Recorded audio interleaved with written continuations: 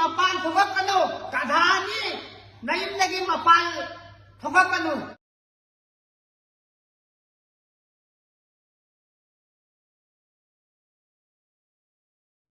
Kuki mina ya kalau pahugre itu Kuki laku hugre Ma'am, ay ngasi dukaan si pung nipan hang bani ba ko? Ado po si sing ni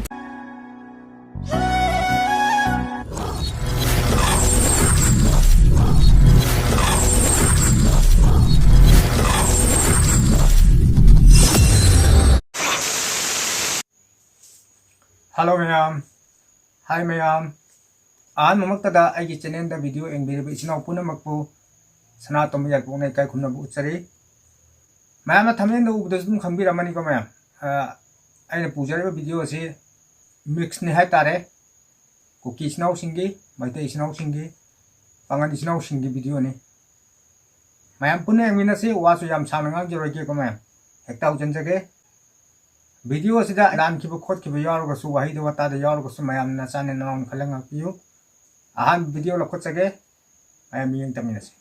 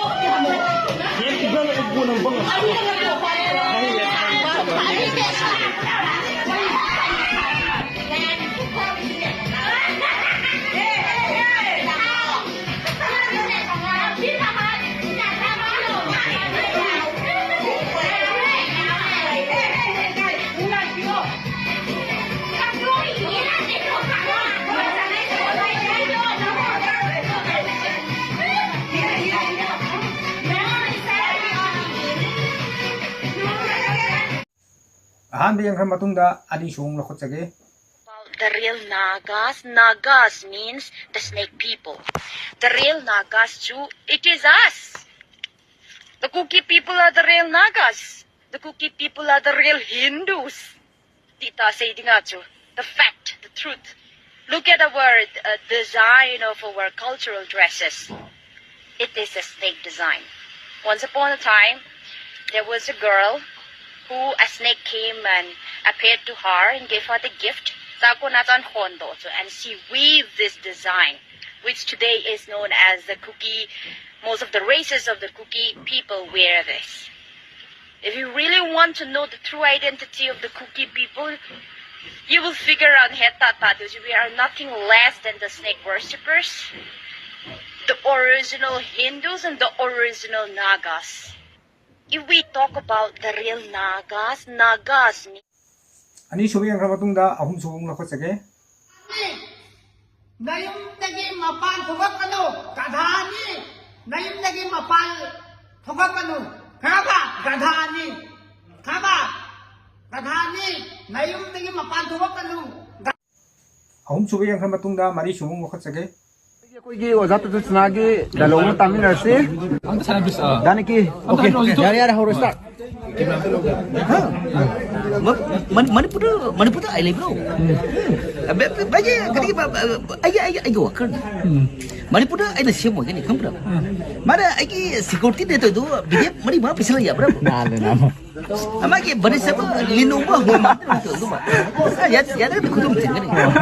Bagi Jessica rupi bagi Kuki rupi tu macam tiba ya kan? Aina kita bayar, gini. Nomor itu dia pun mentang tu. Ya, mai kamar tu kun itu deh. Tukai tu. Kena mai tu deh pun ni kan. Mana pun mama siapa pun, ai bodoh ni. Ai bodoh ni. Mana pun siapa ni? Mana pun ai lagi bro.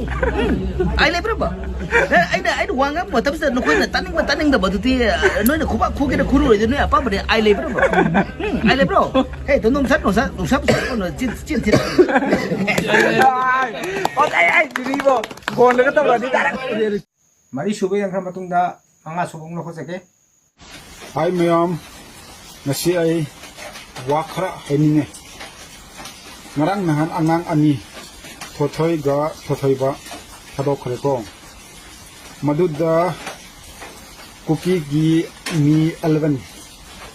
Jerdagi 11 thadora exchange kaunare haitare aina haijening badi mamang da akhoi asmaina amaga bol pinadana amaga nusi chanana leiramani krai digino mathong marang khangdaba mafam maram khangdaba ten viren sing chi minister tak park kadagi Meitei Kuki tongan tarasu kachan machana manipur se chalaira ise madudani yam sori se noi di marakta Meitei asengba pakhangba gi ina chief minister paramagadi sumana khoi amaga hatna romoy amaga khunna romoy yam nusi na leimina romani wa amaga haijage masimadi noina se thajare adabu masise achumani achumba history ni kachada lakpa Meitei singnade masigi wahise digest tobang mo adabu Meitei asengba Meitei ariba pakhangbagi pakhangbagi bloodline singnade khangani atai ne de khangya madudi hauji akhoina ngangi ba sai ba lon haide Meitei lon masise Kuki ga Meitei na semba lon ni masise ai khaktana haiba natte noigi Meitei scholar yamna phawraba scholar bon Bihari Singh mahakna su Sangai Express ta hairamani date 16 April 2012 madugi Sangai Express to noi phaaga yemi date na 16 ni than April ni chahi na 2012 ni masigi Sangai da bon Bihari Singh na seman haiki Meitei moron se Kuki ga Meitei ga punna ibani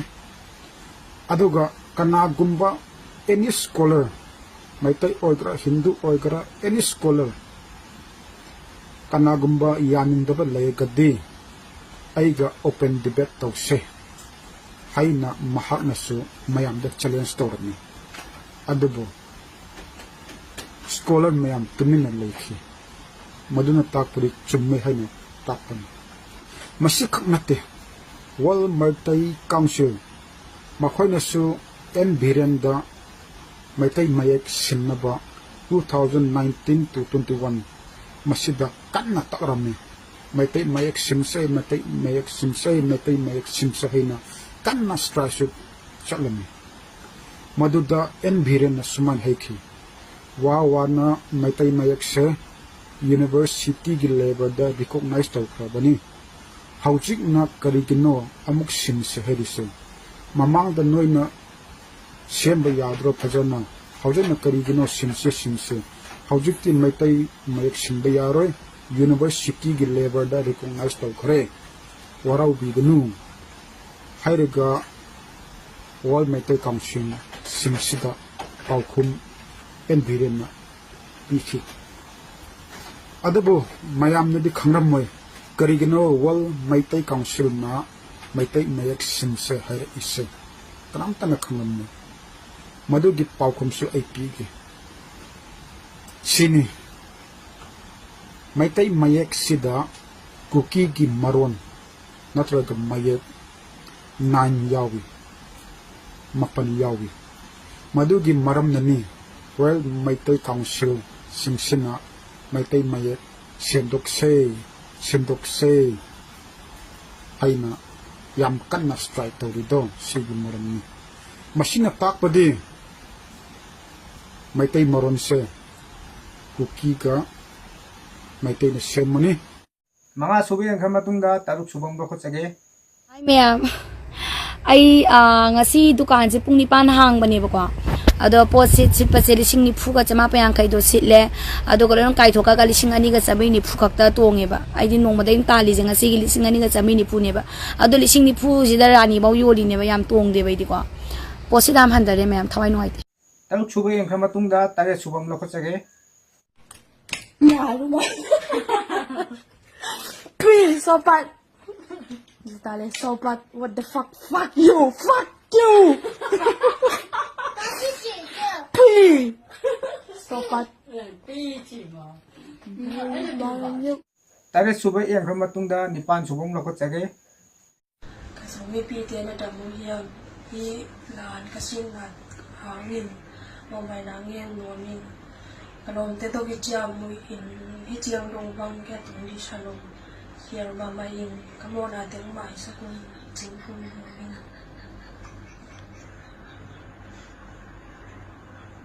Tuna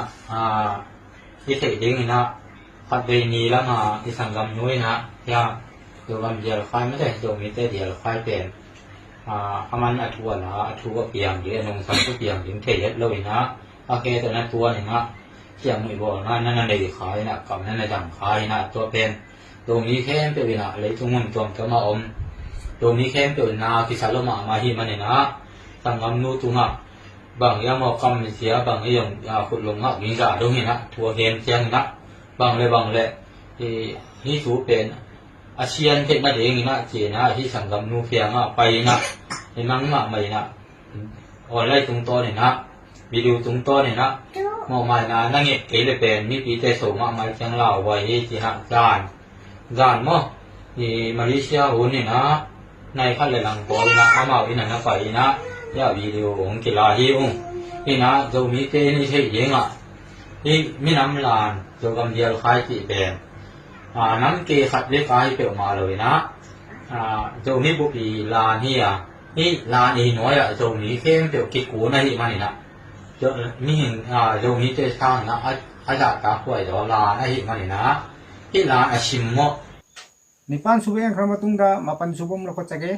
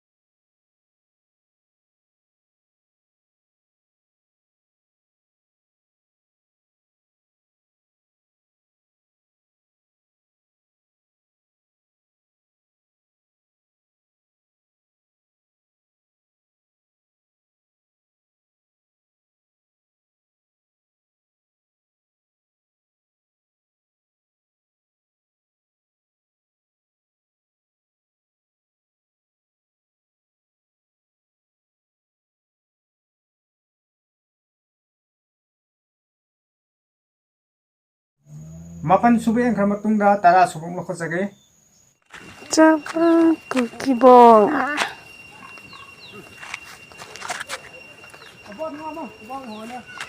Kuki bong Kuki bong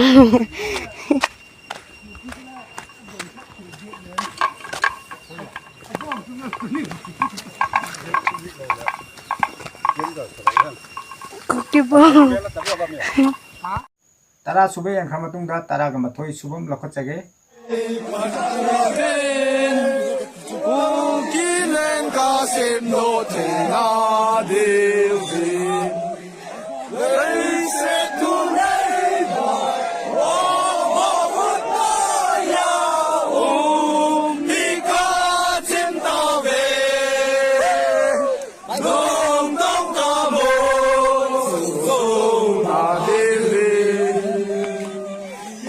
tara mathoi suba yang kram matungda tara ga ni thoi subom lokot jage hai bunu hai ba Thame ya da nang nupi to ko ma to ya da sak thung ma ba lo je adu mi na dum na tham ki ta ba nang number ju block pi ra ge hai re adu ba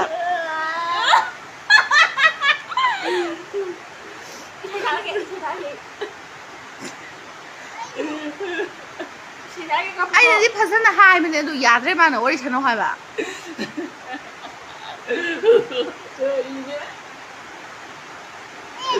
Blade pi ra nó khuất lên kìa đã ha Piro à nó ai đi tu hả bà chạy đó không chạy nó khuất nào rồi chạy đó hả bà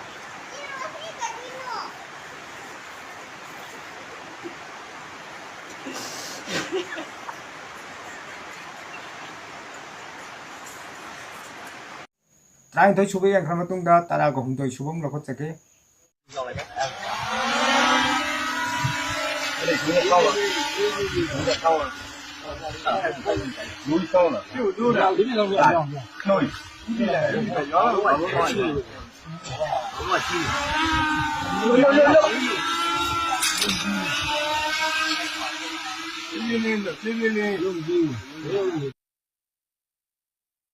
ꯇꯔꯥꯍꯨꯝꯗꯣꯏ ꯁꯨꯕ ꯌꯦꯡꯈ꯭ꯔ ꯃꯇꯨꯡꯗ ꯇꯔꯥꯒ ꯃꯔꯤ ꯁꯨꯕ ꯑꯃ ꯂꯧꯈꯠꯆꯒꯦ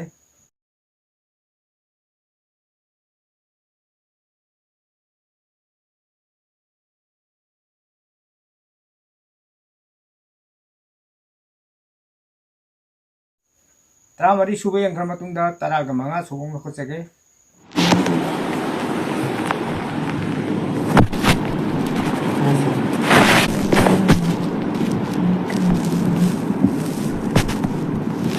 ꯇꯔꯥꯃꯉꯥ ꯁꯨꯕ ꯌꯦꯡꯈ꯭ꯔ ꯃꯇꯨꯡꯗ ꯇꯔꯥꯒ ꯇꯔꯨꯛ ꯁꯨꯕ ꯑꯃ ꯂꯧꯈꯠꯆꯒꯦ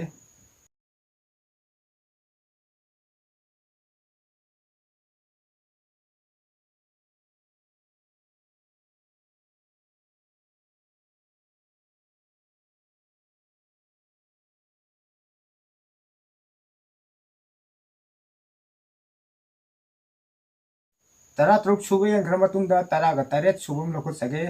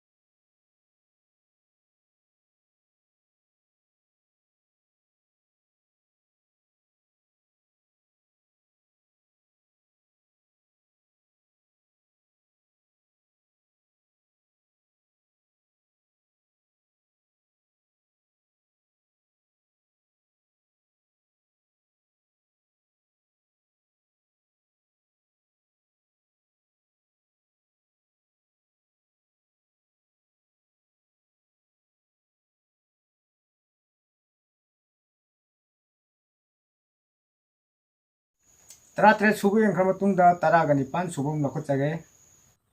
mày khát nuôi nấy bọn ngáo là cái nó không nấy bọn thì mà các bọn ngáo thế cái bọn ngáo thế các bọn này nhá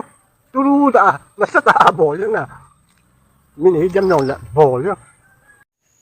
ꯇꯔꯥꯅꯤꯄꯥꯟ ꯁꯨꯕ ꯌꯦꯡꯈ꯭ꯔ ꯃꯇꯨꯡꯗ ꯇꯔꯥꯒ ꯃꯥꯄꯟ ꯁꯨꯕ ꯑꯃ ꯂꯧꯈꯠꯆꯒꯦ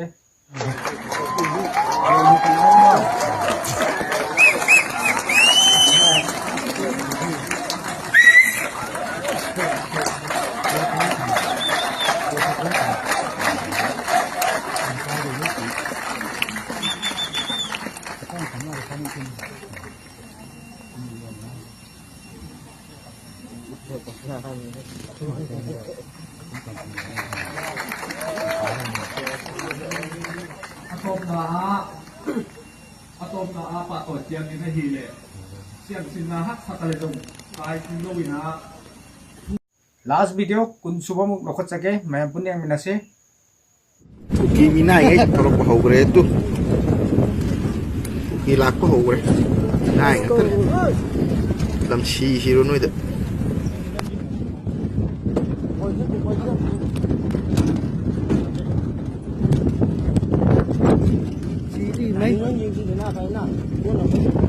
không là cắt điện sẽ khởi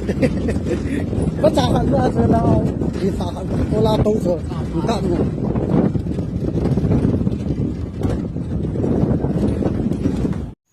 aroba kun suba video yang khama tungda video ase lo jinjarage adu video asida aina wahai da wata da soi khibra lan tu yal ko su nasani nanon khalanga pigani video ase aina namjaru na te ko ma'am haibadi facebook tagi social media tagi lojaraga video ase aina mayam gi damakta punna emina se aina semjaba video ne lana launaroi chi mayam haibadi punamak manipur da tariba khunda aga tamindariba isinau punamak haibadi jatti ama amwaraga su ma amatagi machani khallaga mayamna video jibu yengbiyu haina sana to me ke digi haijare video se mayam yengbiraga like comment tobiramo aduga aigi channel asida anobu changbira question yaragadi subscribe to biramu matham chi nungai nungai video pur lak sake adu hodi mai biramu okay bye bye thanks for watching